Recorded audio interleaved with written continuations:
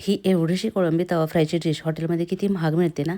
Hotelling पण सध्या खूपच महाग झाले. त्यापेक्षा घरीच हे बनवलं तर एकदम सोपी आणि झटपट होणारी रेसिपी आहे. पाव किलो कोळंबी घेतली आहे.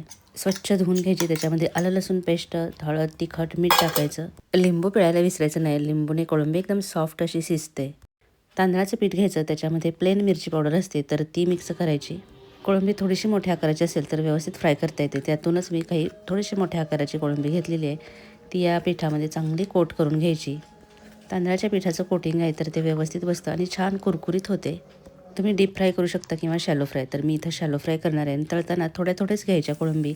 एकदम जास्ती टाकायच्या नाहीत, नाही तर एकमेकाला लागून त्याचं जे कोटिंग आहे ना तर ते निघून जातं. अगदी 1 ते 2 मिनिटामध्येच हे फ्राय करून होतं. त्याच्यामुळे थोडं केलं तरी लगेचच तळून होतं. जास्ती वेळ लागत नाही. जास्ती तेल वापरायचं नव्हतं म्हणून थोड्या करूनच हे फ्राय केलेले आहेत. बघा वरचं कोटिंग आहे ते अजिबात निघालेलं नाही. एखाद्या चाळणीवरती किंवा टिश्यू पेपरवरती करायचं म्हणजे एक्सेस तेल आहे ते निघून जाईल. खूपच टेस्टी आणि झटपट होणारी ही डिश आहे. एखाद्या संडेला घरीच बनवायला हरकत नाही. मॅरिनेट करताना पुदिना, कोथिंबीर, मिरचीची पेस्ट लावली तर अजून टेस्टी लागेल.